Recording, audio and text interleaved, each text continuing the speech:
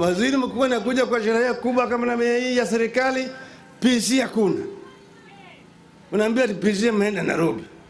Kama Kibaki alikuwa anakuja hapa, PC angeweza kosa kuja kwa hapa? Angekosa.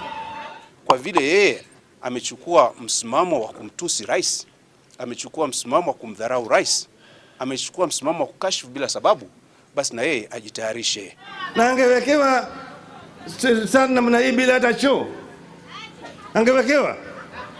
Alafu na nusu kapeti namna hii. Nusu mkeka. Ikuwa ni lugha tuijua, ikuwa ni makuru pia tunayo. Kwa hivyo Mheshimiwa Waziri Mkuu, tutakujengea choo popote unapoenda. Pia ukitaka kukaa ndani ya gari yako. That was one of those explosive moments this year, moments that defined the Kibaki Raila relationship. It was during an official function at the coast that Raila couldn't hold it anymore and let it rip, that he was being given the short end of the stick in the Grand Coalition government despite being an equal partner with President Kibaki. Raila had a point there because essentially he is not even prime minister, at least symbolically. He's only prime minister constitutionally, but symbolically he is a co-president, which means President 1A, he is President 1B. The spat came immediately after the failed Kilaguni talks in early April. What happened in Kilaguni was that they raised the stakes very high, and Raila discovered long before Kilaguni that he had been shortchanged, especially with the 50-50 power deal, and decided to use post-Kilaguni as a way of saying, look, I need more space. Who had been undermining the Prime Minister? The ODM fraternity had been pointing accusing fingers at the president's men, including the head of civil service, Francis Mudhaura.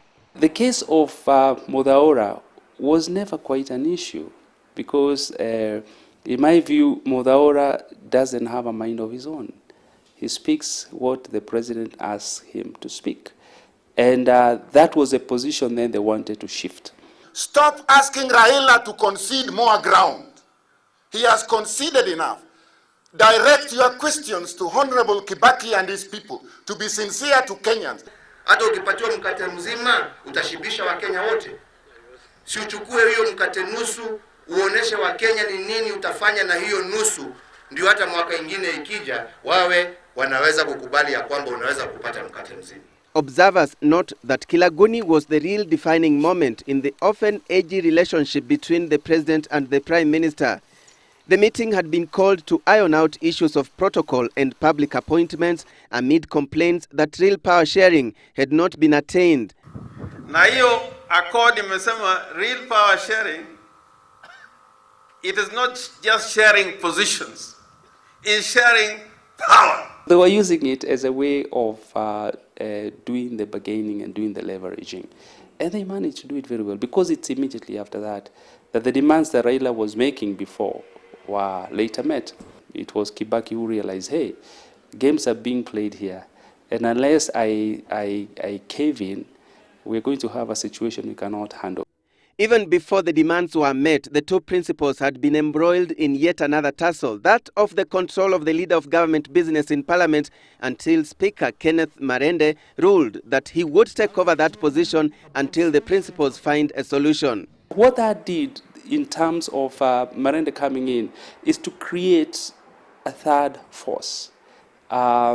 And that only complicates the situation. And that's why I'm saying when opposites begin to unite, and in this particular case we are seeing the coming together of the two opposites, a new order of things begin to emerge.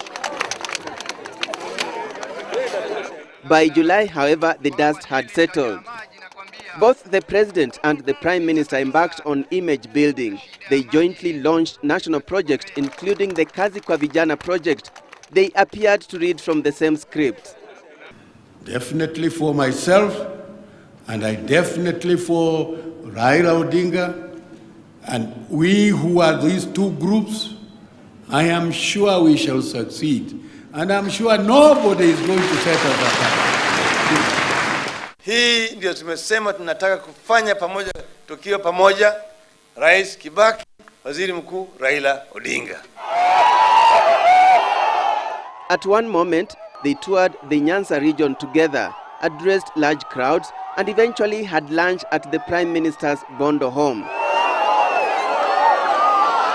You know, when a man invites you to his house to do lunch with his family, he's basically saying, now we have become friends.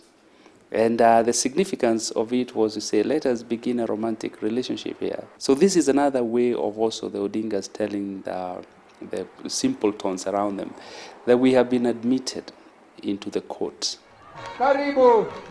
Analysts say, by and large, the president seems to have ceded some ground to the Prime Minister. Effectively, he has become almost an executive Prime Minister, while as Kibaki has remained ceremonial, although he has the constitutional powers of being the head of government. While the Prime Minister continues to fight for his political life after the Grand Coalition government, the president, on the other hand, may only be worrying about his legacy. 2010 will be a crucial year to them within that context, as they will be entering the most important stage of implementing reforms in the country. Alex Chamwada, Citizen TV, Nairobi.